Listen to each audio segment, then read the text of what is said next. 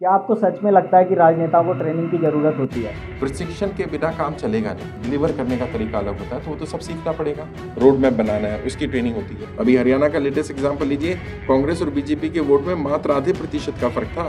तो कई बड़े नेताओं को शायद बुरा भी लगता है कि यार ये तो हमारे कार्यकर्ताओं को भी नेता बना रहे। वो उम्मीदवार 5 करोड़ रुपए खर्च कर रहा है। अपनी काबिलियत सबसे पहले पैसा कमाने में लगाए ना। और कोई कुंभ का मेला नहीं है राजनीति। 24 घंटे 7 दिन का काम है। काबिलियत बोलने की चीज नहीं होती, काबिलियत साबित करने की चीज होती है। उम्मीदवार कोई चुनाव नहीं जीतता। बीजेपी से एक सीट पर 10-10 दावेदार होते हैं अमूमन। और मैं तो समझता हूँ दामाद भी जरूरी थोड़ी अपनी जाति धर्म का चुना जाए। जिनके परिवार के लोग राजनीति में होते हैं उनके लिए राजनीति में सफल होना बहुत आसान होता है। लेकिन सिर्फ राजनीति को ही क्यों टारगेट किया जाता है? कई बार लोग तेजस्वी जी का एग्जाम्पल देते हैं, ज्यादा पढ़े लिखे नहीं है, तो उससे ज्यादा काबिलियत, राजनीतिक काबिलियत हासिल करनी पड़ेगी। तो राजनेता जो हैं वो लाते कहाँ से इतना पैसा? व्यापार को राजनीति के हिसाब से चलाते हैं। वर्तमान के 90% राजनेता अच्छे वक्ता नहीं है। तो जो युवा है या नए लोग हैं जो राजनीति में आना चाहते हैं उनके लिए आपकी क्या सलाह रहेगी? उम्र से युवा नहीं, सोच से युवा होना चाहिए। आप देखते हैं कि मोदी जी भी बहुत बड़े रूप में सफल हुए हैं। ऐसा भी ना हो जाए कि सब कुछ डिक्टेटरशिप में चला जाए। लोग शायद बीजेपी में ऐसे हैं जो नरेंद्र मोदी जी को गलत ट्रैक पर लेकर के जा रहे हैं। आज उन्हें क्यों नहीं मालूम है कि देश में इतनी बुरी तरह से बेरोजगारी चरम पर पहुंच गई है। राहुल गांधी को आप कैसा नेता मानते हैं? अब लग रहा है कि उन्होंने राजनीति को अडॉप्ट कर लिया पूरी तरह से। घर में सब तय करेंगे क्या खाना बनेगा, तो घर में कुछ नहीं बनेगा साहब। तो मैं नहीं कह रहा कि कांग्रेस भी भाजपा की तरह बन जाए। आरक्षण कोई देखिए हम एहसान तो कर नहीं रहे। मान्यवर काशीराम जी कहा करते थे, जिसकी जितनी संख्या भारी उसकी उतनी हिस्सेदारी। बाबा साहब अम्बेडकर को आप कैसा नेता मानते हैं? बाबा साहब अम्बेडकर ने संविधान जैसी आदर्श किताब हमें दे दी। अपनी पसंद के नेता से भी सवाल करिए। आपका पसंद का नेता ना चुन के आए तो उससे भी सवाल करिए। लेकिन क्या भारत का संविधान खतरे? संविधान को खतरे में डालने वाले, तो इससे बड़ी मूर्खता नहीं हो सकती। ये किसी नेता ने, किसी पार्टी का संविधान नहीं है। हाँ, संविधान को डायरेक्ट तो नहीं बदलेंगे, लेकिन इनडायरेक्टली भी बदला जा सकता है। रिजर्वेशन का प्रावधान को डायरेक्ट खत्म नहीं किया तो क्या करो, प्राइवेटाइजेशन शुरू कर दो। ये सभी का खून शामिल है इस देश की मिट्टी में, किसी एक का हिंदुस्तान थोड़ी है। कि जनता को नेता वैसे ही मिलते हैं जैसी जनता हो। मैं चाहता जो हूँ और जो हो रहा है उसमें तो बड़ा गैप है अभी। राजनेता और राजनीति को गाली मत दो, अगर हिम्मत है तो इन्हें बदलो। हमारे साथ भारतीय राजनीति के एकमात्र ट्रेनर शहनवाज चौधरी भारतीय जी हैं। आपने देश में बहुत सारे लोगों को पॉलिटिकल ट्रेनिंग दी है और आपने 2006 में इंस्टीट्यूट ऑफ पॉलिटिकल लीडरशिप की स्थापना की। सोशल मीडिया के माध्यम से आपको लाखों लोग फॉलो करते हैं। तो आज हम सर से बात करेंगे कि कैसे आप लोगों को पॉलिटिक्स में सफल बनाते हैं, कैसे लोगों को सांसद विधायक बनने में मदद करते हैं। तो चौधरी साहब, आपका बहुत बहुत स्वागत है। बहुत बहुत शुक्रिया, धन्यवाद। तो मेरा पहला सवाल आपसे यही है कि आप एकमात्र ट्रेनर हैं भारतीय राजनीति में जो पॉलिटिक्स सिखाते हैं, तो कैसे आपको विचार आया कि आपको राजनीति की ट्रेनिंग देनी चाहिए? देखिए, मैं और मेरी टीम के बहुत सारे साथी जब सिविल सर्विस की तैयारी कर रहे थे, हम लोग कॉलेज में थे, तभी तय किया गया कि भारत में सिविल सर्वेंट जो होते हैं वो ऑर्डर फॉलो करने के लिए तैयार किए जाते हैं, लेकिन ऑर्डर देने वाले तो पॉलिटिशियंस हैं। और जब तक राजनीति नहीं सुधरेगी और ब्यूरोक्रेट्स को या जो भी कानून बनाने वाले लोग हैं उनको गाइड करने वाले लोग या उनको काम बताने वाले लोग ठीक नहीं होंगे, तब तक सिस्टम सुधरेगा नहीं। तो इसलिए हमने तय किया कि हम लोग पॉलिटिशियंस पर काम करना शुरू करें। तो 2006 में जो एक बातचीत में चीज़ें निकल के आई, शुरुआत में लोगों को लगा मजाक है, नहीं हो पाएगा, बट आहिस्ता आहिस्ता आज 18 साल बाद जब देखते हैं तो लगता है कि हाँ, एक अच्छा निर्णय था और उस कारण हम राजनीति में आज इतने बड़े मुकाम पर हैं कि बहुत सारे MP MLAs हमारे स्टूडेंट हैं। तो सर, इसी से जुड़ा हुआ मेरा दूसरा सवाल भी है, क्या आपको सच में लगता है कि राजनेताओं को ट्रेनिंग की ज़रूरत होती है? देखिए, मैं तो इंस्टीट्यूट चलाता हूँ, तो मैं तो ये कह ही नहीं सकता कि ज़रूरत नहीं है, लेकिन मैं एक जनरल परसेप्शन आपके लिए भी और जो ऑडियंस है उनके लिए बताना चाहता हूँ। प्रशिक्षण के बिना काम चलेगा नहीं। कारण क्या है? लोग कहते हैं कि भाई फील्ड में उतरिए, काम करिए। हाँ, बात सही है, फील्ड में उतरिए, काम करिए, लेकिन काम क्या करने? मान लीजिए लहर बनानी, तो लहर कैसे बनेगी? सामने वाले की लहर बनी है, उसको तोड़ेंगे कैसे? टीम बनानी है, कौन कौन सी टीमें चाहिए, कितने दिन पहले वो टीमें बनानी है, उनसे काम कैसे करवाना है, आपकी खुद की पर्सनैलिटी, आपका कम्युनिकेशन, पॉलिटिशियन अपनी पॉलिटिकल स्पीचेस कैसे देते हैं। एक लेक्चर देने और स्पीच देने में अंतर होता है। तो आपको लेक्चर नहीं देना है, आपको स्पीच देनी है, और वो पॉलिटिकल स्पीच का कंटेंट अलग होना चाहिए, उसका डिलीवर करने का तरीका अलग होता है, तो वो तो सब सीखना पड़ेगा। और जैसे बाकी फील्ड में प्रशिक्षण की जरूरत है, मान लीजिए गाड़ी भी चलाना सीखते हैं तो आप खुद भी सीख सकते हैं और आप किसी ट्रेनिंग इंस्टीट्यूट में भी जाके सीख सकते हैं। जो ट्रेनिंग इंस्टीट्यूट में जाके सीखते हैं उनको काफ़ी चीज़ें पता होती हैं, सिंबल पता होते हैं, रोड पर कहाँ किस साइड चलना है, राइट लेफ्ट का क्या सिस्टम है। जो खुद सीखते हैं उन्हें समय लगता है, कई जगह गाड़ियाँ ठुकती भी हैं। तो ऐसा नहीं है कि सिर्फ ट्रेनिंग से ही लोग सफल होंगे राजनीति में। पहले तो बिना ट्रेनिंग के आते ही थे, बहुत सारे नेता आए हैं, लेकिन जो लोग 10-15 वर्ष राजनीति में लगा करके, समय लगा करके सीखते हैं, वो हम 1-2 साल में उनको ट्रेनिंग में सिखा सकते हैं। सर बहुत सारे लोग आपके पास, आपने बताया बहुत सारे लोग आपके स्टूडेंट हैं, तो किस प्रकार की ट्रेनिंग आप देते हैं लोगों को, सांसद बनने के लिए, विधायक बनने के लिए या नेता बनने के लिए? अलग अलग ट्रेनिंग है हमारे यहाँ पर। जो चुनाव लड़ते हैं उनके लिए अलग ट्रेनिंग होती है। जो वीआईपी ट्रेनिंग प्रोग्राम होता है हमारा 5 डेज का से शुरू होकर के और 15 दिन तक जाता है, अलग अलग लेवल पर। वो किसी को फर्स्ट लेवल चाहिए, किसी को सेकंड चाहिए, किसी को सभी चीज़ चाहिए होती हैं। और जो लोग अभी चुनाव नहीं लड़ रहे हैं उनकी खुद की टीम बनाने में, फील्ड में काम कैसे करना है, रोड मैप बनाना है, उसकी ट्रेनिंग होती है। राजनीति में सही शुरुआत कैसे करें, क्या गलतियां लोग करते हैं। अक्सर क्या होता है, किसी भी काम की शुरुआत सही हो जाए ना तो रिजल्ट ठीक आ जाते हैं। प्रॉब्लम क्या, राजनीति में कोई गाइड करने को तैयार नहीं है। और कड़वी बात बोल रहा हूँ, मतलब कुछ लोगों को शायद बुरी भी लगेगी, जो भी राजनेता, जो लोग राजनीति में हैं, इसको सुन रहे हैं, उनसे आगे जो राजनेता बैठे हैं वो कभी उन्हें जगह नहीं देंगे। क्योंकि राजनेता ये तो बोलते हैं आप बेहतर करिए, बेहतर करिए, बेहतर करिए, लेकिन वो ये भी कह रहे होते हैं मुझसे बेहतर मत करना, क्योंकि अगर मुझसे बेहतर कर लोगे तो तुम तो मुझसे आगे निकल जाओगे। तो वो उतना ही सिखाएंगे, उतना ही गाइड करेंगे जिससे कि उन्हें फायदा हो जाए या उन्हें लाभ हो। दूसरे का लाभ जनरली लोग नहीं करना चाहते हैं। तो सर जैसे कि आपने कहा कि पहले कोई ट्रेनिंग नहीं होती थी, 2006 में आपने इसकी शुरुआत की जी। तो पहले कैसे नेता सफल होते थे? और पहले तो इसकी कोई ट्रेनिंग थी नहीं। ऐसा नहीं है, फॉर्मल ट्रेनिंग नहीं था, लेकिन पार्टियां तो अपने लेवल पर ट्रेनिंग देती ही थी। और 2 तरह की ट्रेनिंग होती है, एक फॉर्मल, एक इनफॉर्मल ट्रेनिंग। जब आप किसी के साथ बैठते हैं, किसी के साथ चलते हैं, तो वहां भी सीखते हैं। तो जो लोग पॉलिटिकल पार्टियां ज्वाइन करते थे, पार्टियों में पदाधिकारी बनते थे, इलेक्शन मैनेजमेंट में जो बूथ पर काम होता था देखते थे, तो देख करके सीख जाते थे। लेकिन उसमें क्या होता था, जितना देखा उतना ही सीखा।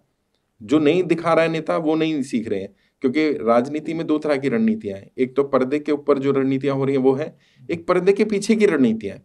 पर्दे के पीछे क्या हो रहा है, जैसे छुपा प्रचार है, शैडो कैंपेनिंग की जिसकी हम बात करते हैं, वो कभी पब्लिक में नहीं आता।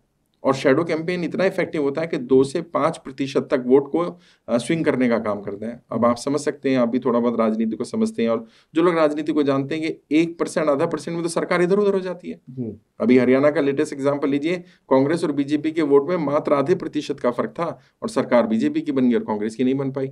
तो कोई रणनीति, अगर एक ही रणनीति 2 से 5% वोट स्विंग कर रही है तो वो तो उन्हें सीखने को नहीं मिलेगा। तो पहले क्या होता था, पहले पार्टी में गॉडफादर होते थे, पार्टी में सीनियर नेता होते थे, उन्हीं की जिम्मेदारी होती थी, वही सब कुछ मैनेज करेंगे।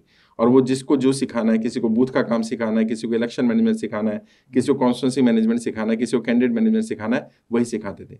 हमने क्या कर दिया, हमने सभी को सिखाना शुरू किया। तो कई बड़े नेताओं को शायद बुरा भी लगता है कि यार ये तो हमारे कार्यकर्ताओं को भी नेता बना रहे हैं। सर एक बहुत बड़ी समस्या अभी आप राजनीति में देख रहे हैं कि धन बल जो है उसका इस्तेमाल बहुत ज़्यादा बढ़ गया है। अगर धन बल का इस्तेमाल होगा तो पैसे वाले लोग ही राजनीति में सफल होंगे, तो इस पर आपको क्या लगता है? बात सही है। वर्तमान राजनीति में तो बिना पैसे के काम नहीं चलेगा, लेकिन मैं अक्सर अपने स्टूडेंट को भी बोलता हूँ कि पैसा लगेगा, ये बात सच है, लेकिन अपनी जेब का पैसा लगे जरूरी नहीं है। मतलब आपके पास ऐसे लोग हों जो आपके ऊपर दांव खेलने को तैयार हो जाए, लेकिन पैसा लगेगा। मतलब ऐसे समझ लीजिए जैसे आपको खाना बनाना है। अब खाना बनाने के लिए कोई रॉ मटेरियल आपको आपका रिश्तेदार दे दे, रिलेटिव दे दे, फ्रेंड दे दे, कहीं से आ जाए, उधार ले आए, लेकिन अगर आप कहें कि बिना रॉ मटेरियल के खाना बन जाए, वो संभव नहीं है। तो राजनीति में ये तो सच है कि बिना पैसे के वर्तमान में राजनीति में सफलता नहीं मिल सकती, लेकिन पैसा अपनी जेब का लगाया जाए जरूरी नहीं है।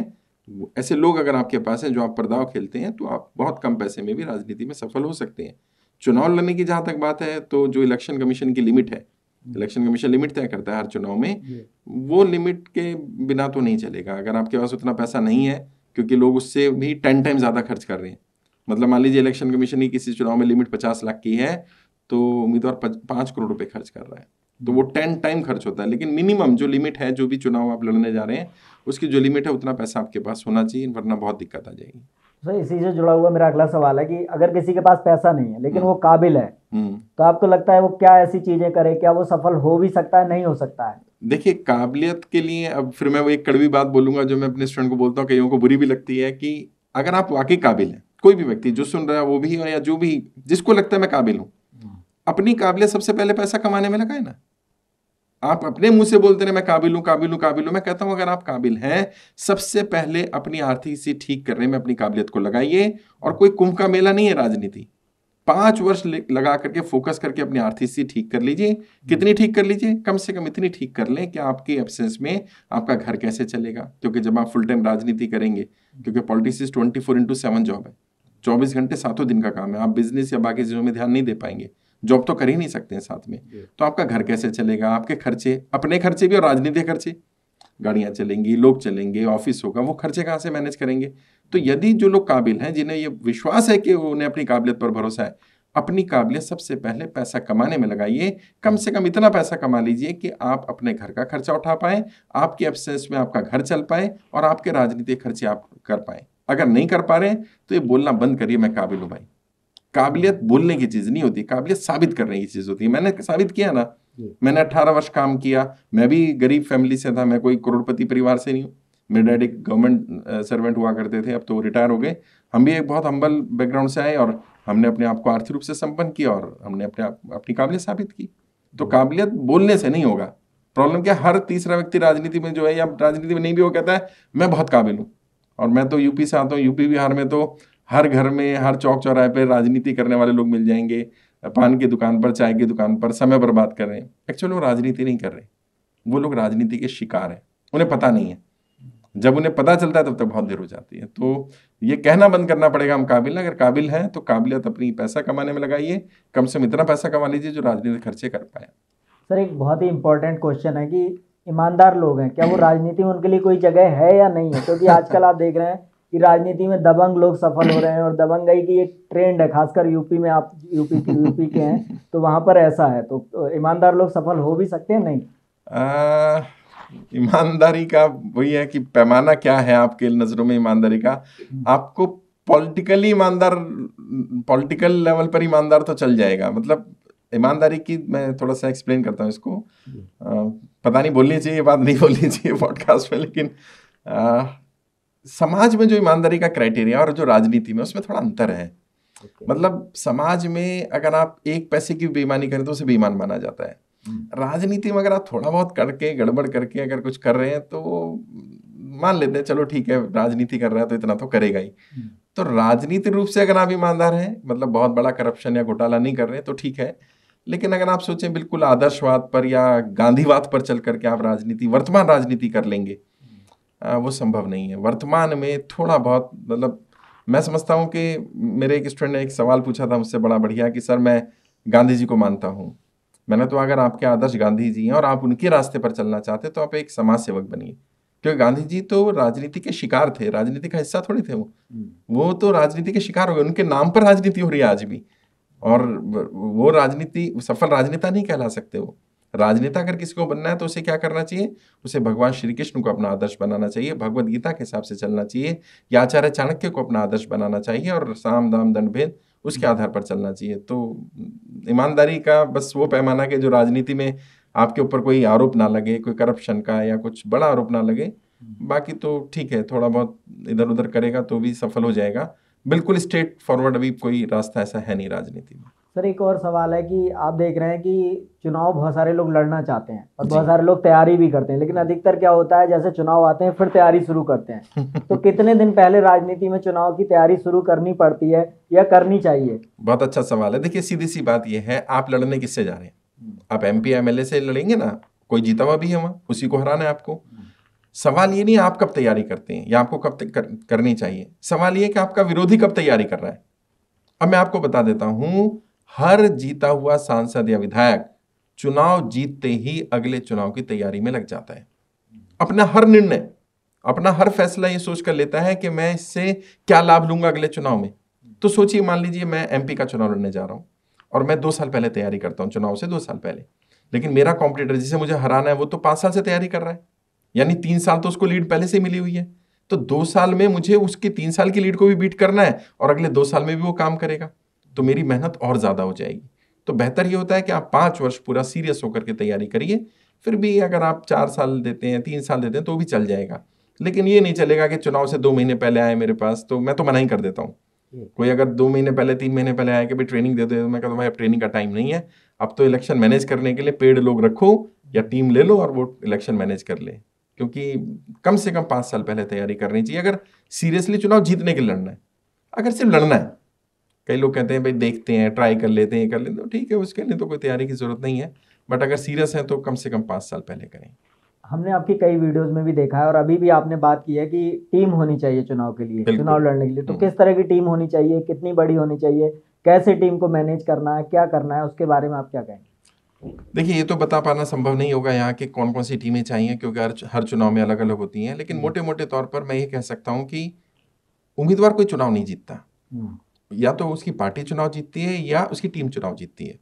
जो इंडिपेंडेंट होते हैं वो टीम के कारण जीत जाते हैं, और जो पार्टी से होते हैं वो पार्टी के कारण जीत जाते हैं। पार्टी की टीम भी है, अगर मान लीजिए पार्टी ने बूथ की टीम भी बनाई है, प्रचार की टीम भी बनाई है, तो भी जो समझदार उम्मीदवार होते हैं वो पैरेलली अपनी टीम भी बनाते हैं। क्यों? मान लीजिए आप बीजेपी का एग्जाम्पल लें। बीजेपी से एक सीट पर 10-10 दावेदार होते हैं अमूमन, कई जगह ज्यादा भी होते हैं, लेकिन अमूमन 10 दावेदार हैं। टिकट तो एक को मिलेगा। अब ये 9 लोग क्या करेंगे? इन 9 में से 2-4 तो चुपचाप बैठ जाएंगे, 2-4 ऐसे होंगे जो थोड़ा बहुत विरोध करेंगे, लेकिन 4-5 ऐसे रह जाएंगे जो आपको हराने का प्रयास करेंगे। अब मान लीजिए आपने बीजेपी की टीम पर ही डिपेंड है, बीजेपी का कैंडिडेट अपनी टीम नहीं बनाई और वो टीम उसकी लॉयल है जिसको टिकट नहीं मिला, तो हराने का काम करेगी। और जैसे टीम जिताने में मदद करती है, ऐसी टीम हराने में मदद करती है। जैसे मैंने कहा, उम्मीदवार चुनाव नहीं जीतता, पार्टी या टीम जीतती है। ऐसे ही उम्मीदवार चुनाव नहीं हारता, पार्टी या टीम चुनाव हारती है। तो अगर टीम अच्छी बनेगी तो काम हो जाएगा, और अच्छी टीम बनाना थोड़ा हरकुलियन टास्क है, मतलब इसमें टाइम लगता है। ये वनडे गेम नहीं है, ये टेस्ट मैच है, लंबा चलने वाली चीज़ है। लगातार मेहनत करनी है, लोगों से मिलना है, संवाद करना है, उनके टैलेंट को पहचानना है। जो आचार्य चाणक्य ने भी कहा, और मैं भी मानता हूँ, किसी व्यक्ति में सबसे बड़ा हुनर क्या है? आचार्य चाणक्य से पूछा गया कि गुरुदेव आपके हिसाब से सबसे बड़ा हुनर क्या है? उन्होंने कहा, किसी के हुनर को पहचानना, ये हुनर सबसे बड़ा हुनर है, और ये बहुत कम लोगों में होता है। तो एक लीडर में ये हुनर होना चाहिए। इस हुनर को डेवलप भी किया जाता है ताकि आप लोगों के टैलेंट को पहचान पाएं। और राजनीति में कोई भी व्यक्ति वेस्ट नहीं होता, हर कोई टीम का हिस्सा बन सकता है। उसका यूज कैसे करना है वो लीडर पर डिपेंड करता है। एक और सवाल है सर, आज आप देख रहे हैं देश में जाति और धर्म की राजनीति कहीं ना कहीं बढ़ती ही जा रही है। बिल्कुल। तो इसका क्या समाधान है और क्या ये कभी बदल सकती है? देखिए, जाति वास्तविकता है, हमारे समाज की वास्तविकता है, धर्म भी वास्तविकता है। वास्तविकताएं समाप्त नहीं होती हैं। हाँ, जाति और धर्म के आधार पर भेदभाव नहीं होना चाहिए, समाज को बांटना नहीं चाहिए, मैं भी इस बात से सहमत हूँ। लेकिन राजनीति या राजनेता जो सत्ता में आना चाहते हैं, मैंने कहा जब वो आचार्य चाणक्य को फॉलो करते हैं, साम दाम दंड भेद सब अपनाते हैं, तो उनसे कैसे उम्मीद कर ली जाए कि वो ये सब नहीं करेंगे। और मैं एक बात बताऊं, राजनेता समाज को बांटते नहीं है। और कई बार जब मैं बोलता हूं तो लोगों को बुरी लगती है बात कि राजनेता समाज को जाति धर्म के आधार पर बांटते। नहीं, राजनेता नहीं बांटते। समाज ऑलरेडी जाति धर्म के आधार पर बटा हुआ है, और राजनेता उसका इस्तेमाल करते हैं अपनी राजनीति के लिए। अगर हमें वाकई जाति धर्म की राजनीति को समाप्त करना है तो पहले समाज को सुधरना होगा। हमें जाति धर्म के आधार पर वोट करना बंद करना पड़ेगा, भेदभाव करना बंद करना पड़ेगा। भाई, उम्मीदवार चुन रहे हैं, सांसद विधायक चुन रहे हैं, कोई दामाद थोड़ी चुन रहे हैं यार। और मैं तो समझता हूँ दामाद भी जरूरी थोड़ी अपनी जाति धर्म का चुना जाए, जो काबिल हो, कैपेबल हो, उसको चुना जाए। तो जब तक समाज नहीं सुधरेगा, समाज से बदलाव नहीं होगा, तब तक राजनेताओं से उम्मीद करना कि वो जाति धर्म करना छोड़ देंगे, भेदभाव नहीं करेंगे या इसका इस्तेमाल नहीं करेंगे, मुझे लगता है ये संभव नहीं है। राजनेता वही काम करेंगे जिससे उन्हें वोट मिल जाए। धर्म और जाति वास्तविकता है, उसके आधार पर लोग बढ़ते भी हैं, वोट मिलते भी हैं, वोट कंसोलिडेट भी होते हैं, वोट टूटते भी हैं। तो इसको तो समाप्त अभी नहीं किया जा सकता, मतलब नियर फ्यूचर में हमारे जीते थे तो शायद हम ये नहीं देख पाएंगे। सर, एक और बड़ा सवाल है नेपोटिज्म का, कि जिनके परिवार के लोग राजनीति में होते हैं उनके लिए राजनीति में सफल होना बहुत आसान होता है, लेकिन जिनके परिवार के लोग राजनीति में नहीं है वो क्या सफल हो सकते हैं, या उनके लिए क्या संभावनाएं हैं? नहीं, बिल्कुल सफल तो हो सकते हैं, लेकिन हाँ, ये जो आपने पहला पार्ट बोला सवाल का, मुश्किल है। हाँ, मुश्किल तो है, लेकिन सिर्फ राजनीति को ही क्यों टारगेट किया जाता है? आप बिजनेसमें देखिए, जिनके बच्चे बिजनेसमैन होते हैं उनके बच्चों को बिजनेसमैन बनना आसान हो जाता है।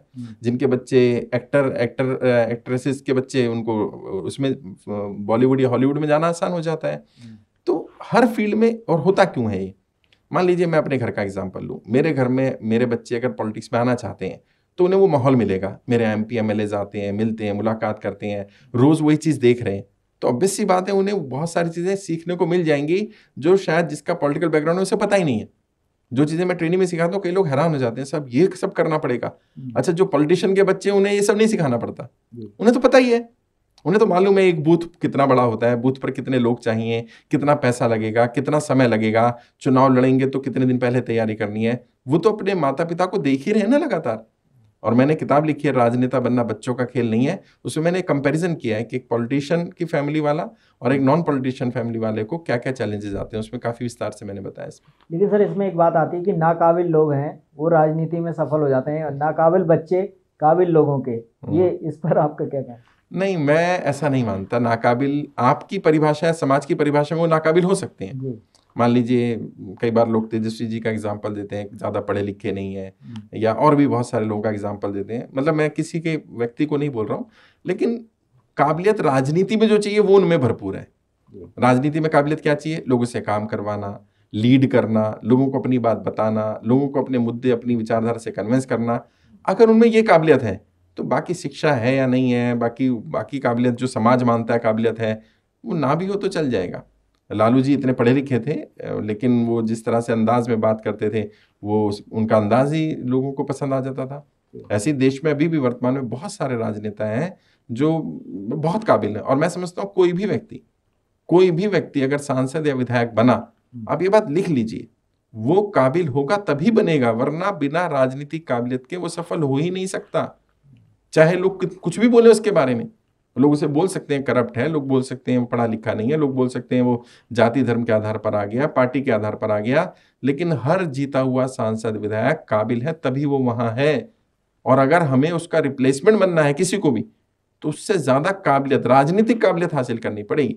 डिग्रियों वगैरियों से ज्यादा काम नहीं चलेगा, पॉलिटिकल कैपेबिलिटी ज्यादा होनी चाहिए। सर एक और हम लोग बात कर रहे थे कि पैसा आज बहुत ज़्यादा खर्च किया जा रहा है राजनीति में, तो राजनेता जो हैं वो लाते कहाँ से इतना पैसा कि इतना पैसा जो वो खर्च कर देते हैं अपने चुनाव में? भाई ये पॉडकास्ट में क्या चाहते हो? मतलब मैं अब मेरा इंस्टीट्यूट ही बंद हो जाएगा। लोग राजनेताओं को अगर ये बातें मैं पब्लिकली बता दूं कहाँ से पैसा आता है, ये तो बताना ठीक नहीं रहेगा कहाँ से आता है। बट हाँ, ये बताया था जो मैं वीडियो में बताता रहता हूँ, मल्टीपल सोर्स है। मल्टीपल मतलब आप ये समझ लीजिए कि एक इंसान जो सोच नहीं सकता, एक आम इंसान, वहां से वो लोग पैसा कमाते हैं। और उनके पास दिमाग है, उनके पास टीम है, उनके पास काम करने वाले लोग हैं। बहुत सारे राजनेता व्यापारी हैं, तो वो व्यापार को राजनीति के हिसाब से चलाते हैं। कई राजनेता ऐसे हैं, जैसे नितिन गडकरी जी का मैं एग्जांपल दूंगा, और मैं काफ़ी फैन भी हूँ उनके काम करने के तरीके का। वो कभी किसी से 1 रुपया भी डोनेशन नहीं लेते चुनाव में। चुनाव के अलावा भी वो सिर्फ अपना पैसा ही बांटते हैं। वो इंडस्ट्रिस्ट है, ठीक है, लेकिन जब वो नहीं भी थे तब भी वो ज़्यादा वो ये बिलीव करते हैं कि यार लोगों का पैसा ना खर्च कराया जाए मेरी राजनीति के लिए, बल्कि वो तो कहते हैं होर्डिंग बैनर पोस्टर भी ना लगाए जाए। जबकि मैं उनके एरिया में जाता हूँ तो देखते हैं कि वो खुद अपनी तरफ से ज़्यादा प्रचार नहीं कर रहे, कार्यकर्ता ही कुछ कर रहे हो तो कर रहे हो, क्योंकि उन्होंने काम को ही अपनी पहचान बनाया। तो अगर कोई ऐसा राजनेता है जो काम को अपनी पहचान बना लेता है तो उसे ज़्यादा पैसे की जरूरत है ही नहीं। बट पैसे के सोर्स बहुत सारे हैं, जिसमें डायरेक्ट सोर्सेज भी हैं, इनडायरेक्ट भी हैं, पैसिव इनकम बहुत सारी है। मतलब पॉलिटिशियंस को ये बात शायद फैमिली से पता चल जाती है या दूसरे राजनेताओं के साथ बैठकर पता चल जाती है, वो एक्टिव सोर्स ऑफ इनकम से ज़्यादा पैसिव पे बिलीव करते हैं, जिसमें उन्हें जाना नहीं है, जिसमें उनका इन्वॉल्वमेंट नहीं है, और वहाँ से उनको पैसा। और चुनाव में तो बहुत लोग मदद भी करते हैं, तो मल्टीपल सोर्स है उनके पास। लेकिन सर भारत में लाखों लोग हैं जो सफल होना चाहते हैं राजनीति में, तो सबसे जरूरी चीज़ क्या है कि राजनीति में सफल होने के लिए? नहीं, बहुत सारी चीज़ें ज़रूरी हैं, लेकिन एक गुण मैं जो अक्सर बोलता हूँ, बाकी सारे गुणों से ऊपर एक गुण है, क्या? मंच पर बोलने की कला। अगर आपको मंच पर बोलना अच्छी तरह आता है, वर्तमान में जितने भी ऑडियंस सुन रही है जो राजनीति में आना चाहते हैं, उन्हें मैं गुरु मंत्र बता रहा हूँ, वर्तमान के 90% राजनेता अच्छे वक्ता नहीं है। अगर आपको वाकई राजनीति में सफल होना है तो एक इस गुण को डेवलप कर लीजिए, और ये जन्मजात गुण नहीं है। इसके लिए कोई ये नहीं कह सकता कि पैदाइशी अच्छा वक्ता था। मैं अपना एग्जांपल देता हूँ, मैं बहुत सारे लोगों का एग्जांपल देता हूँ। मैं बहुत शाय था, मुझे मंच पर बोलना नहीं आता था, लेकिन मैंने जब उस कला को विकसित कर लिया, बोल लिया, तो आज मुझे लोग अच्छा वक्ता मानते हैं। पूरे इंडिया में और बाहर भी 50 देशों में मुझे सुना जाता है, यूट्यूब या सोशल मीडिया के माध्यम से। देश का कोई राज्य ऐसा नहीं है जहाँ मैंने इवेंट नहीं किया, जहाँ 1000 2,000 लोग नहीं आते सुनने के लिए। क्यों? क्योंकि मैंने उस पर मेहनत की। तो मेहनत करेंगे तो ये गुण बहुत काम आएगा। साथ ही साथ जो मैंने कहा कि टीम चाहिए। अगर आपको टीम बिल्डिंग एक्टिविटी नहीं पता है तो वो सीखिए, या लोगों को कैसे जोड़ना है, लोगों के हुनर को कैसे पहचानना है। जब कोई आपको अपने लीडर ही नहीं मानेगा, मोहल्ले वाला या साथ वाला, तो फिर जनता भी आपको लीडर स्वीकार नहीं करेगी। तो बहुत सारे गुण चाहिए, बट हाँ, ये मेन गुण है। सर जो युवा है या नए लोग हैं जो राजनीति में आना चाहते हैं, उनके लिए आपकी क्या सलाह रहेगी? युवाओं को सबसे पहले तो उन्हें अपनी सोच में युवा होना जरूरी है। उम्र से युवा का कोई संबंध नहीं है। कोई ये सोचे कि भाई मैं 50 साल का अगर मैं युवा नहीं हूँ, तो राजनीति में तो अब राहुल गांधी जी को भी युवा आइकन बोला जा रहा है, तो 50 साल की उम्र कुछ नहीं है। उम्र से युवा नहीं, सोच से युवा होना चाहिए। नई टेक्नोलॉजी को सीखे, नए तरीके पता होने चाहिए, मॉडर्न वेज ऑफ प्रमोशन क्या है, ट्रेडिशनल वेज तो पता होने चाहिए, मॉडर्न वेज ऑफ प्रमोशन पता होने चाहिए, मैन टू मैन मार्किंग कैसे करना है, शेडो कैंपेनिंग कैसे करना है, वेव बिल्डिंग कैसे करना है, सामने वाले की वेव चल रही है तो उसको तोड़ना कैसे है, किस तरह से अपनी टीम बिल्डिंग करके आगे बढ़ना है, किस तरह से सामने वाले की वोट को कंसोलिडेट करने से रोकना है, किस तरह से अपने वोट कंसोलिडेट करने हैं। बूथ लेवल मैनेजमेंट है, कॉन्स्टिट्यूंसी मैनेजमेंट है, कैंडिडेट मैनेजमेंट है, मीडिया मैनेजमेंट है, सोशल मीडिया मैनेजमेंट है, पब्लिक मीटिंग मैनेजमेंट है, फाइनेंशियल मैनेजमेंट है, माफिया मैनेजमेंट है। ये सब चीज़ें अगर उन्हें पता होंगी तो ज़रूर वो युवा सफल हो पाएंगे। तो एक और सवाल है कि आपकी जो राजनीतिक ट्रेनिंग है वो पूरे देश में अवेलेबल है, तो किन लोगों को अटेंड करना चाहिए? कोई भी आ सकता है। वैसे तो हम रिकमेंड ये करते हैं कि जो व्यक्ति राजनीति में हैं उन सबको ट्रेनिंग ले लेनी चाहिए, जो जो उनको ज़रूरत है, क्योंकि हम सबसे पहले क्या करते हैं, पहले उनका एक टेस्ट लेते हैं।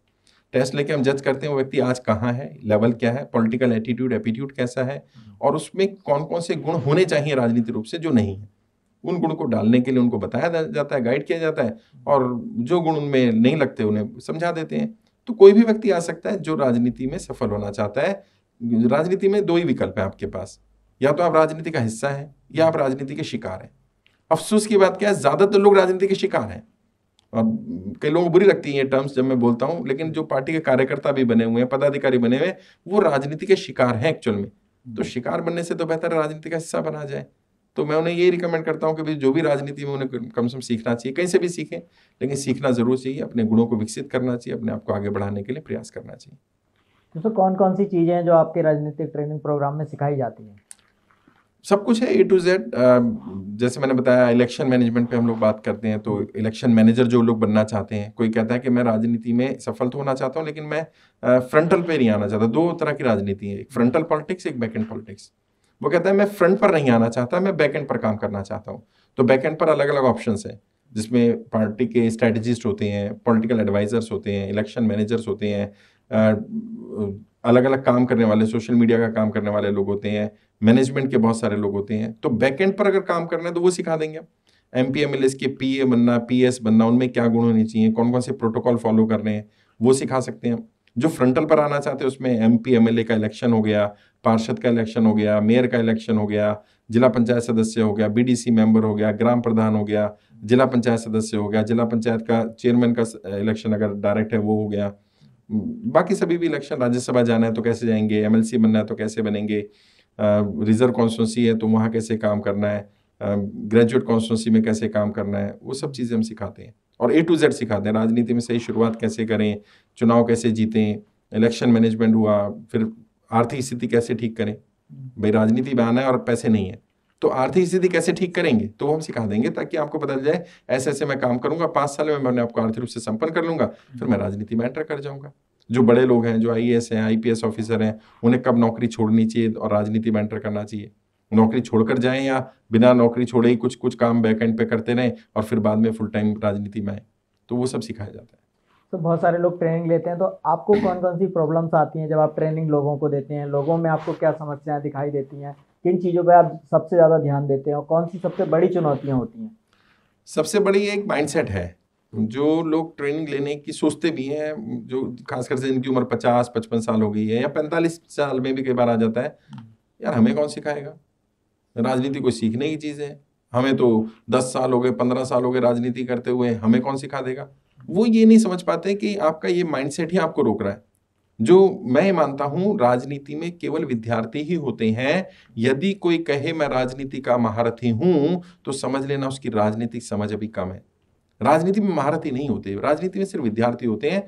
जीवन भर आप एक राजनीति के विद्यार्थी बने रहिए, और ये सीखने का एटीट्यूड एपीट्यूड अगर आ जाएगा और ये दिमाग से निकल जाएगा मुझे सब कुछ आता है, सब कुछ तो मुझे भी नहीं आता यार, मैं अपने आप को राजनीति का विद्यार्थी बोलता हूँ, और हम सब जीवन में विद्यार्थी हैं, हमेशा सीखते रहते हैं। तो एक प्रॉब्लम आती है, वो सीखना ही नहीं चाहते। दूसरी प्रॉब्लम क्या आती है, उन्हें जो पता है वो उसको छोड़ने को तैयार नहीं है।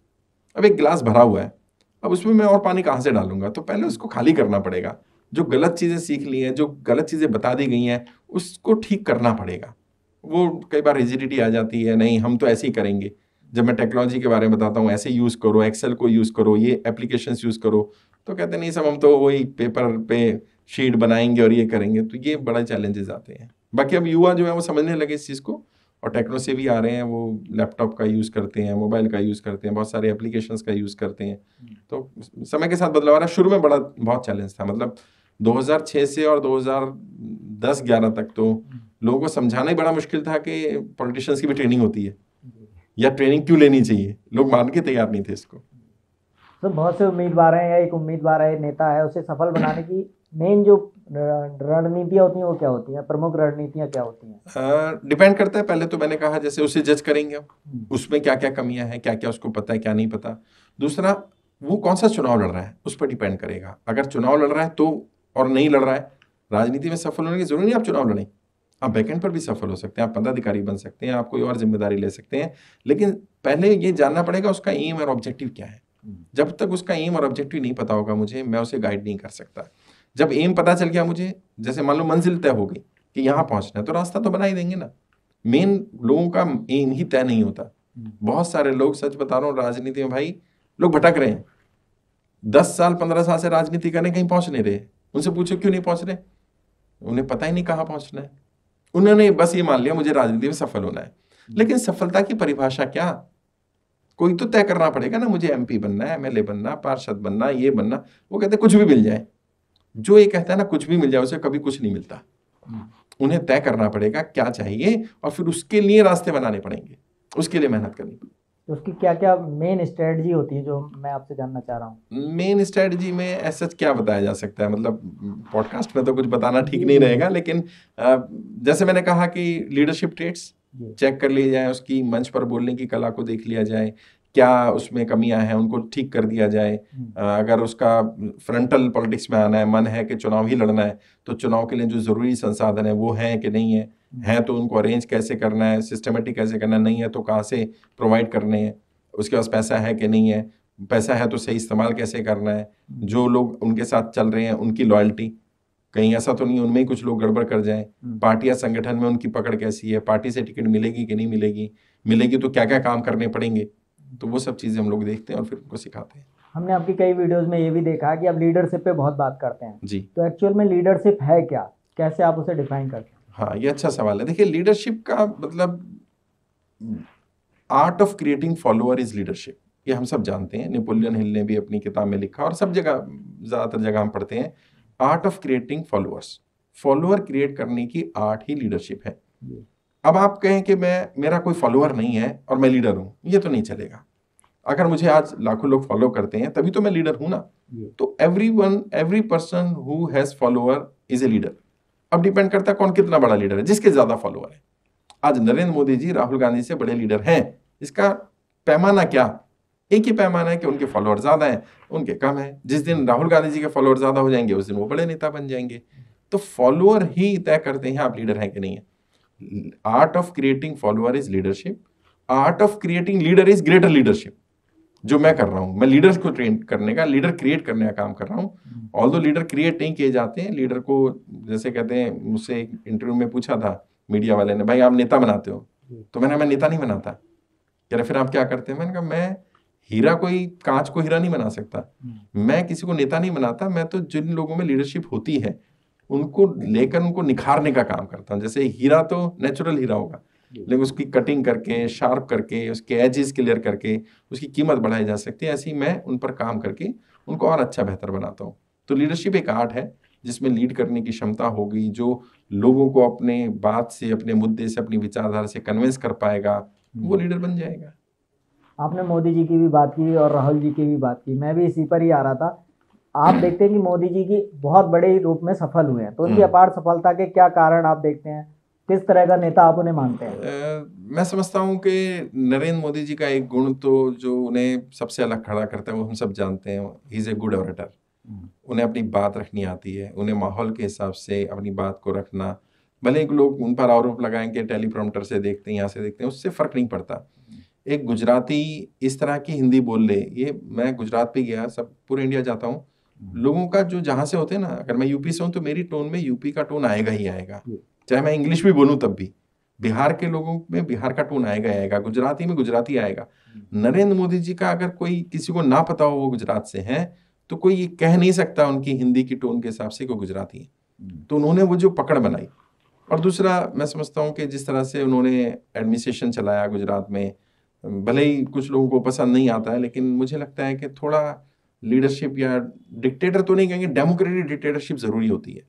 असली लीडर वही बन पाता है। या एग्जांपल दूं मैं, कोई पेड़ है, पेड़ का तना अगर मजबूत नहीं होगा तो पेड़ खड़ा नहीं हो पाएगा। राहुल गांधी जी में और नरेंद्र मोदी जी में एक जो डिफरेंस है वो ये है कि राहुल गांधी जी बहुत शायद डेमोक्रेटिक है, सबकी राय लेना, सबको साथ लेकर चलना, और इतना ज़्यादा डेमोक्रेटिक होना थोड़ा सा दिक्कत कर जाता है कई बार कि आप रिजिड फैसले नहीं ले पाते हैं, लेते हुए डर लगने लगता है। नरेंद्र मोदी जी ने देखिए, जिनका टिकट काट दिया वो कुछ नहीं बोल पाते हैं, चाहे लोकसभा हो या विधानसभा हो। दिल्ली में पिछले चुनाव में याद होगा आपको, सभी सिटिंग पार्षदों के टिकट काट दिए उन्होंने, कोई कुछ नहीं बोल पाया। तो थोड़ा सा मैं समझता हूँ उनकी जो डिसीजन मेकिंग एबिलिटी है, लीडरशिप ट्रेड्स हैं जिसमें थोड़ा डोमिनेंसी है, वो उन्हें एक एज देने का काम कर रही है। तो विपक्ष उन पे आरोप भी लगाता है कि देश को डिक्टेटरशिप की ओर ले जा रहे हैं। तो नहीं, आपने डिक्टेटर की तो बात नहीं की। मैं बोलूंगा, मैंने कहा ना डेमोक्रेटिक डिक्टेटरशिप, थोड़ा सा डेमोक्रेटिक भी होना चाहिए। ऐसा भी ना हो जाए कि सब कुछ डिक्टेटरशिप में चला जाए, वो भी ठीक नहीं तो है। आपको तो नहीं लगता देश डिक्टेटरशिप की तरफ जा रहा है? कुछ हद तक कह सकते हैं, कुछ चीजों में शायद उन्हें और थोड़ा डेमोक्रेटिक होने की जरूरत है। बट हम और आप कौन होते हैं किसी भी बड़े नेता पर सवाल करने वाले, जब तक कि हम खुद उनके लेवल पर नहीं है। क्योंकि जब तक हम वहां पहुंचेंगे हमें नहीं पता चलेगा वहां के चैलेंजेस क्या हैं। तो हो सकता है वो अपने हिसाब से प्रयास कर रहे हो। कई बार मुझे ऐसा लगता है कि कुछ लोग शायद बीजेपी में ऐसे हैं जो नरेंद्र मोदी जी को गलत ट्रैक पर लेकर के जा रहे हैं या गलत सलाह दे रहे हैं। शायद उनको अपने एडवाइजर्स बदलने की जरूरत है, क्योंकि देश की वास्तविकता से शायद नरेंद्र मोदी जी को या तो छुपाई जा रही है या पता नहीं। जबकि मैं समझता हूँ, मैंने किताब पढ़ी how prime minister decides, Neerja Chaudhary ने बहुत अच्छी किताब लिखी है। उसमें उन्होंने बताया कि सबसे वेल इन्फॉर्म्ड अगर देश का कोई व्यक्ति होता है तो देश का प्रधानमंत्री होता है, क्योंकि रोज हर दिन उनको हर तरह की रिपोर्ट्स मिलती हैं, हर चीज पता है उन्हें। फिर भी उन्हें देश की आज इकोनॉमिक स्थिति के बारे में क्यों नहीं पता है, आज उन्हें क्यों नहीं मालूम है कि देश में इतनी बुरी तरह से बेरोजगारी चरम पर पहुंच गई है, उन्हें क्यों नहीं दिख रहा है या बताया जा रहा है, या उस पर वो निर्णय क्यों नहीं ले रहे कि लोगों की आर्थिक स्थिति बहुत ज्यादा खराब हो रही है। और कहीं ऐसा ना हो जाए कि ये गैप इतना बढ़ जाए कि अभी तो पता चल रहा है कि 10% लोगों के पास 90% संसाधन है, तो अगर ये गैप और बढ़ेगा तो क्या होगा, गृह युद्ध की स्थिति आ जाएगी। तो इस पर जल्दी से जल्दी उन्हें कोई निर्णय लेना चाहिए, मैं समझता हूँ। सर, आप राहुल गांधी पे भी बात कर रहे थे, तो राहुल गांधी को आप कैसा नेता मानते हैं? और बात चल रही है कि वो प्रधानमंत्री बनेंगे, तो आप कैसे देखते हैं? क्योंकि आप देखिए 2010 में मैं मिला था राहुल गांधी जी से, काफी लंबा गैप हो गया तब में और अब में। अगर मैं कहूँ तो अब तो मिल नहीं पाया, लेकिन जितना हम देखते हैं मीडिया में और बाकी जगह, काफी मेच्योरिटी आ गई है। राहुल गांधी जी बहुत सेंसिबल हुए हैं, समझदार हुए हैं, जिस तरह से वो डिसीजन ले रहे हैं या जिस तरह से वो अब काम कर रहे हैं।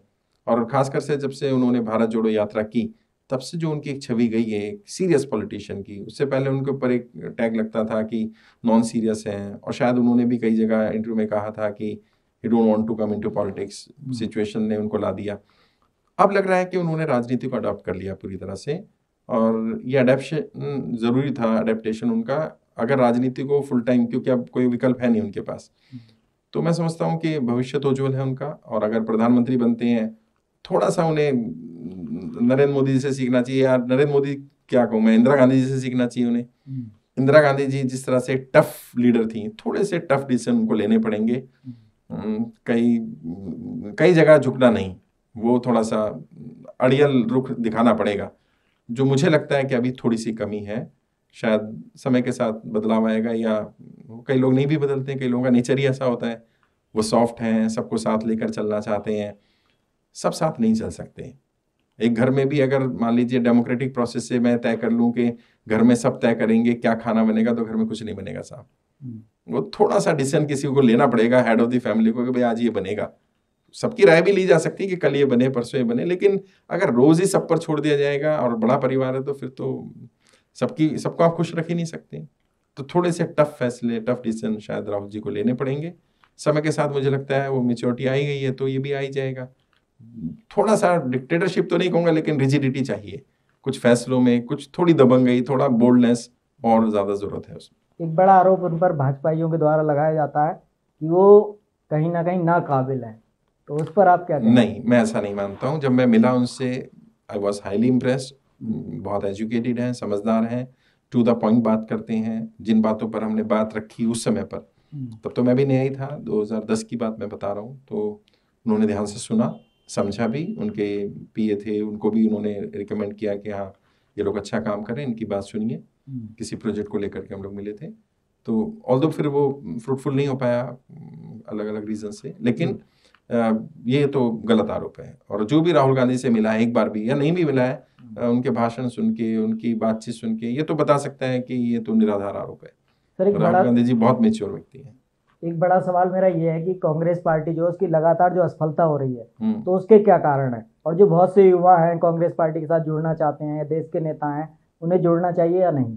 देखिए, मेरे तो बहुत सारे स्टूडेंट ही कांग्रेस से हैं, एमएलए हैं अभी और अलग अलग पोजीशन पर हैं, अलग अलग पार्टियों में, बीजेपी में भी हैं। लेकिन मैं समझता हूँ कांग्रेस का बुरा दौर निकल गया, अब बुरा दौर नहीं है, वो तो बुरा फेज निकल गया इनका।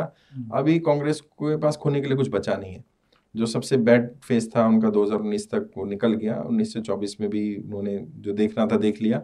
अभी मुझे लगता है कि एक अच्छा फेज आ रहा है, और जैसे जैसे बीजेपी, जैसे जिन मुद्दों पर हमने बात की, इकोनॉमी के फ्रंट पर काफ़ी बड़ा फेलियर है, और सोमन स्वामी तो बीजेपी के ही रहे हैं, वही अब आजकल इकोनॉमी पर उन पर अटैक करने लगे, और जवाब नहीं है बीजेपी के नेताओं पर उनकी बातों का। तो मैं समझता हूँ कि बीजेपी जो गलतियाँ कर रही है उसका बेनिफिशियरी कांग्रेस होने वाली है, और कांग्रेस का भविष्य उज्जवल है। ऐसा नहीं कह सकते कांग्रेस समाप्त हो जाएगी, और इतनी बड़ी पार्टियां कभी समाप्त होती भी नहीं है, बट कांग्रेस ने अपनी गलतियों से सीखा भी है। कई जगह फ्री हैंड देकर के उन्हें नुकसान हुआ, तो अब सेंट्रल लीडरशिप और ज़्यादा कंट्रोल करेगी। और मैं समझता हूँ ठीक है, बीजेपी का ये पैटर्न ठीक है कि भाई हम ही तय करेंगे, या नरेंद्र मोदी जी या सेंट्रल लीडरशिप तय करेगा, मुख्यमंत्री कौन बनेगा पर्ची से निकाला जाएगा, तो और आपको स्वीकार करना पड़ेगा। तो मैं नहीं कह रहा कि कांग्रेस भाजपा की तरह बन जाए, लेकिन थोड़ा सा इंदिरा गांधी जी की तरफ वाली कांग्रेस बने तो शायद कांग्रेस और जल्दी बाउंस बैक कर सकती है। तो देश में एक बहुत बड़ा इशू है रिजर्वेशन, आरक्षण।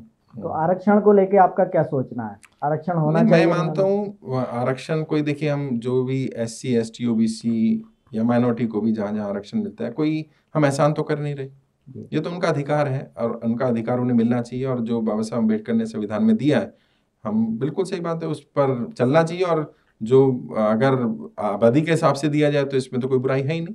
मान्यवर काशीराम जी कहा करते थे, जिसकी जितनी संख्या भारी उसकी उतनी हिस्सेदारी, तो इसमें कोई बुराई नहीं है, मिलना चाहिए। और रिजर्वेशन पर डिस्कशन अब शुरू हो गया और ज़्यादा अच्छी तरह से, कि भाई जिन लोगों की आबादी 15% है उन्हें 50% सीटें जनरल के लिए क्यों होनी चाहिए, जबकि रिजर्व कैटेगरी की आबादी अगर 85% है तो उनका रिजर्वेशन सिर्फ 49.5 क्यों होना चाहिए।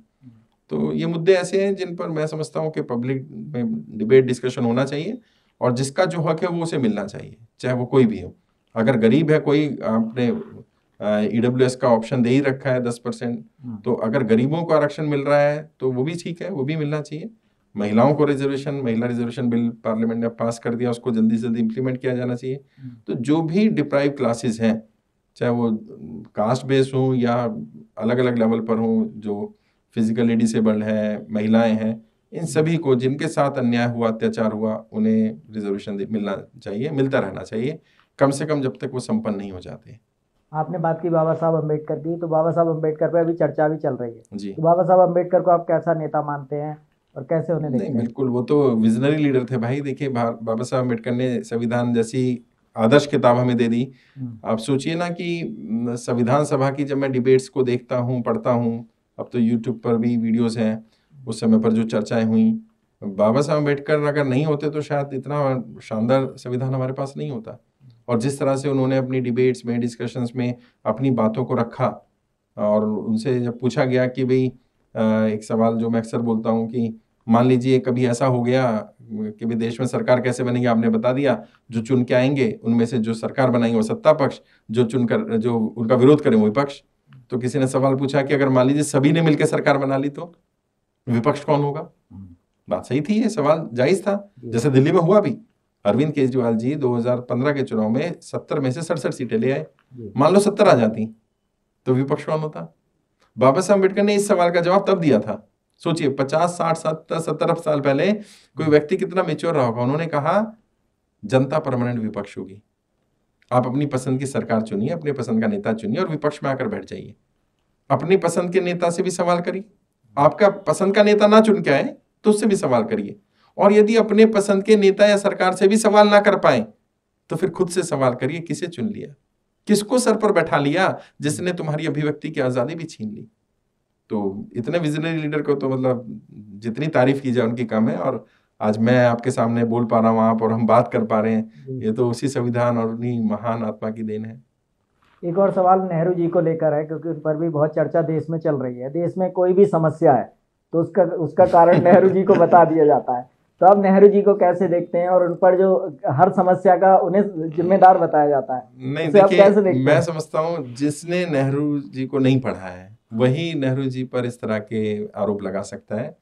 और भाजपा के लोग भी मेरे मित्र हैं जो आरोप लगाते हैं, उनमें से भी कई लोगों से जब बात होती है ऑफ रिकॉर्ड तो वो भी जानते हैं ये बात कि जिन कंडीशन में देश मिला था पंडित जवाहरलाल नेहरू को, उस कंडीशन में तो कोई और देश संभाल ही नहीं सकता था। हमारे साथ ही पाकिस्तान भी आज़ाद हुआ, और पाकिस्तान में तो आपने देखा कि मार्शल लॉ या इमरजेंसी लगाई गई, राष्ट्रपति शासन लगाया गया, तानाशाही आई वहाँ पर। भारत में ऐसा नहीं हुआ। उसका एक बड़ा कारण था कि पंडित जवाहरलाल नेहरू। और उस समय की एक बड़ी चर्चा होती थी कि पंडित नेहरू से लोग कहते थे कि भाई जाकर पाकिस्तान के प्रधानमंत्री से बात करिए। और वो दौर ऐसा चल रहा था 1955, 56, 57 का कि हर साल प्रधानमंत्री बदल रहे थे पाकिस्तान में। तो पंडित जी ने कहा भाई इतनी तेजी से तो मैं अपनी धोती नहीं बदलता, पाकिस्तान प्रधानमंत्री बदल देता, मैं बात किससे जाके करूं। तो पंडित जवाहरलाल नेहरू जी को जो लोग जानते नहीं, जिन्होंने पढ़ा नहीं, जिन्होंने उनका संघर्ष नहीं देखा कि 12 साल वो व्यक्ति जेल में रहा और उन्होंने अपनी सारी संपत्ति देश को डोनेट कर दी। वो चाहते तो वो भी करोड़ों की संपत्ति थी और राजा बन के रह सकते थे। वो एक फकीरी की जिंदगी जी और वैसे ही मरे वो। तो मैं समझता हूँ कि जिन्होंने नहीं पढ़ा या जिन्होंने उस देश के समय के सिचुएशन को जाना नहीं, वो बोल सकते हैं।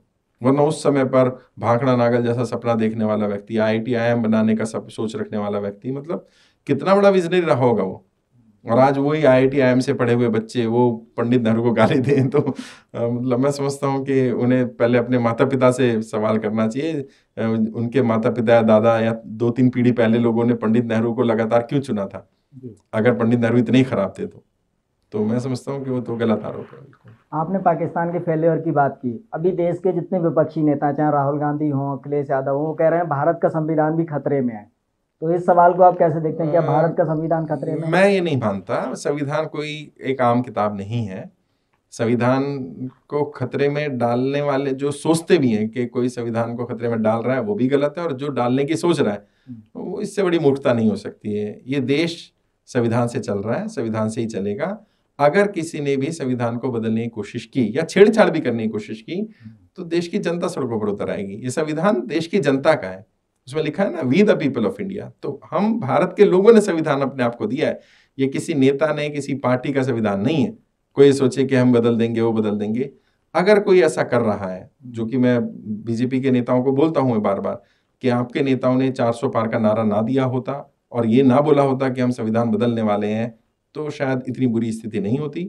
आपको इस बात को वापस लेना पड़ा। और अभी प्रधानमंत्री ने बोला, सभी बोल रहे हैं कि नहीं, संविधान को कोई बाबा साहब अम्बेडकर भी आ जाए तो बदल नहीं सकते हैं। तो उन्हें समझ में आ गया कि संविधान को हाथ नहीं लगाया जा सकता।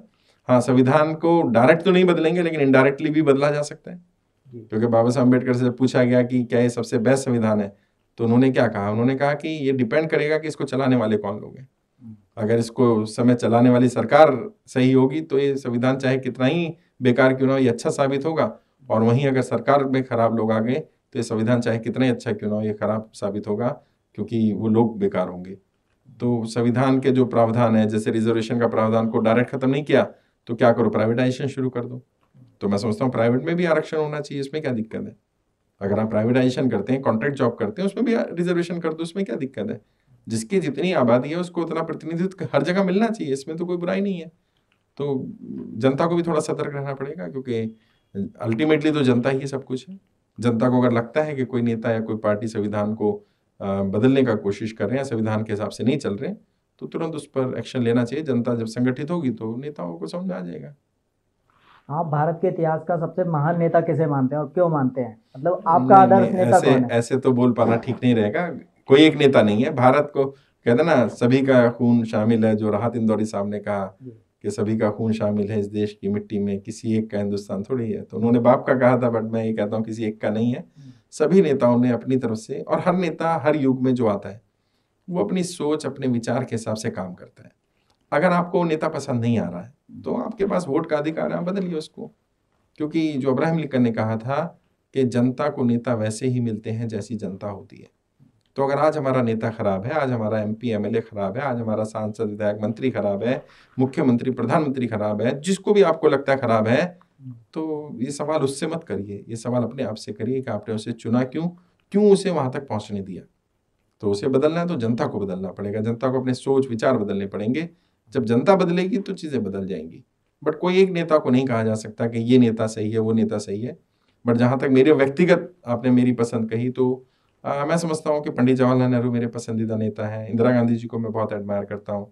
अटल बिहारी वाजपेयी, वो काफ़ी उनकी सोच विचार, जिस तरह से वो नदियों को जोड़ने की परियोजना उन्होंने चलाई है, जिस तरह से उन्होंने काम किया, कोई बेकार सरकार नहीं चलाई अटल जी ने, लेकिन ठीक है वो सरकार रिपीट नहीं हो पाई। काफ़ी हद तक मैं इनको एडमायर करता हूँ नेताओं को।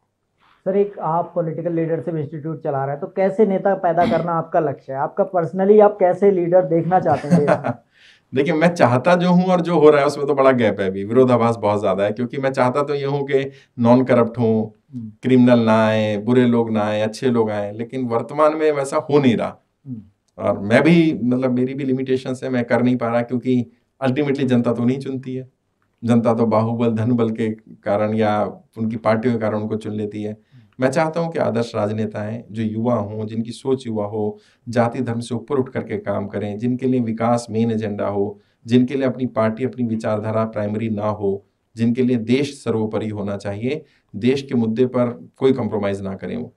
बट ऐसा भी वर्तमान में तो दिख नहीं रहा है, किसी भी पार्टी में नहीं दिख रहा। मतलब मैं इस पार्टी को अच्छा कहूँ, उसको बुरा कहूँ, भी सभी पार्टियां राजनीतिक रूप से काम कर रही हैं और उनका उद्देश्य सत्ता प्राप्त करना है। और एन केन प्राकेन बस सत्ता मिलनी चाहिए, सत्ता के लिए ही काम किया जा रहा है। ये कड़वी है बट ये सच्चाई है वर्तमान में। बट मैं प्रयास कर रहा हूँ, कुछ यंग लोग आ रहे हैं, अच्छे लोग भी आए हैं। कई लोगों ने कमिटमेंट किया कि हम भेदभाव नहीं करेंगे। जैसे मैंने अपने नाम के साथ भारतीय लगाया, तो क्यों लगाया मैंने एक शपथ ली कि मैं किसी भी भारतीय के साथ जाति धर्म भाषा क्षेत्र लिंग या किसी भी आधार पर भेदभाव नहीं करूंगा। मैं भारत के संविधान का सम्मान करूंगा और मैं अपनी इच्छा से अपने नाम के साथ भारतीय जोड़ने को तैयार हूँ। और मेरी देखा देखी आज 10 लाख से ज्यादा लोगों ने अपने नाम के साथ भारतीय लगा लिया। तो कुछ लोग अच्छे आ रहे हैं जो सुन रहे हैं, समझ रहे हैं। बदलाव में समय लगेगा, क्योंकि इतने साल तक की गुलामी रही, फिर उसके बाद का एक उथल पुथल का दौर रहा, फिर आर्थिक रूप से जब तक देश संपन्न नहीं होगा तब तक अच्छे लोगों का आ पाना थोड़ा मुश्किल रहेगा। बट प्रयास है, कर रहे हैं। सर, बहुत से देश के युवा हैं जो इस पॉडकास्ट को देखेंगे और नेता भी बनना चाहते हैं, तो क्या मैसेज आपकी तरफ से उनके लिए रहेगा? युवाओं को मैं ये कहना चाहता हूँ कि राजनीति को बुरी नज़र से मत देखिए। राजनीति एक ज़रूरत है, जैसे बाकी सारी ज़रूरतें हैं हमारी। जैसे अच्छे डॉक्टर्स की हमें ज़रूरत है, जैसे अच्छे टीचर्स की ज़रूरत है, अच्छे लॉयर्स की ज़रूरत है, अच्छे CA चाहिए, अच्छे एडवोकेट्स चाहिए, हमें अच्छे ऑफिसर्स चाहिए, आर्मी में, नेवी में, एयरफोर्स में, अच्छे IPS IAS चाहिए, अच्छे बिजनेसमैन चाहिए। वैसे देश को अच्छे पॉलिटिशियंस भी चाहिए। और अगर आप अच्छे हैं, आपको विश्वास है कि आप एक अच्छे डॉक्टर हैं, अच्छे इंजीनियर हैं, अच्छे लॉयर हैं, अच्छे ऑफिसर हैं, तो why not come into politics? राजनीति में क्यों नहीं आना चाहते? आइए राजनीति में, अपनी उस काबिलियत को राजनीति में दिखाइए। और जब तक अच्छे लोग नहीं आएंगे, बुरे लोग आते रहेंगे, राजनीति को और ख़राब करते रहेंगे।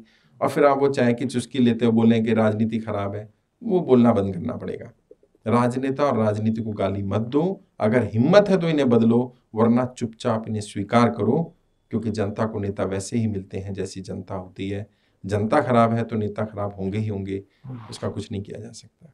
सर, आखिरी सवाल मैं लेना चाहूँगा, देश के बहुत से लोग हैं जो आपका ट्रेनिंग प्रोग्राम अटेंड करना चाहते हैं जी। तो क्या प्रोसीजर है, किस किस तरह के ट्रेनिंग प्रोग्राम है, कैसे अटेंड कर सकते हैं, रजिस्ट्रेशन प्रोसेस क्या है? हमारी वेबसाइट है www.iplindia.org, वहाँ जा करके वो देख सकते हैं। फ़ोन नंबर भी मिल जाएंगे, मेरा पर्सनल नंबर भी है 9315239008। इस पर आप कॉल कर सकते हैं, व्हाट्सएप कर सकते हैं, बात कर सकते हैं, टीम मुझसे कनेक्ट कर देगी।